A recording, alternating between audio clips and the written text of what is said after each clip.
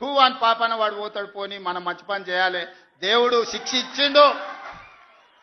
నేను ప్రమాణ స్వీకారం చేసినాడే కూలబడ్డాడు, నడువిరిగింది, ఇంక ఇంతకంటే పెద్ద శిక్ష నేను జైలు వేసినా అయ్యేదేం లేదు. ఆయననే ఫామ్ హౌస్ను ఒక బందీఖానగా మార్చుకొని చుట్టూతో నా పోలీసులే ఉన్నారు, లోపల ఆయన ఉన్నాడు. చెర్లపల్లికి పంపించినా చెంచల్గూడకు పంపించినా గదే అవుతుంది కదా. ఇక తిండి బరువు నాకు ఎక్కువ అవుతుంది, అదొకటి.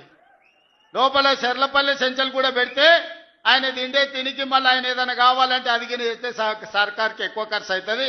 తిండి ఆయన సంపాదించేది ఇన్నా ఫామ్ హౌస్లే ఒక బందీఖానగా పెట్టుకొని చుట్టూతో మన పోలీసులే పహారా కాస్తున్నారు. ఇక ఆయన చేసిన పాపాలకు ఆయననే పోతాడని ఊరుకున్నా. నేను ప్రమాణ స్వీకారం చేయడానికి పోయిన రోజే మంచం మీద నుంచి బోర్ల పడి మక్కెలు ఇరిగి మూలకు పడ్డాడు.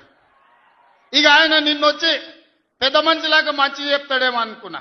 తోలు తీస్తా అని అన్నాడు.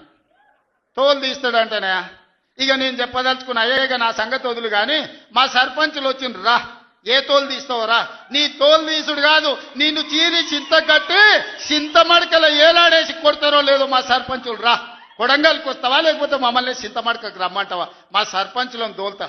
సోయి లేని మాటలు, స్థాయి లేని విమర్శలు. ఒక్కటన్నా అక్కడికి వచ్చే మాట మాట్లాడేండా?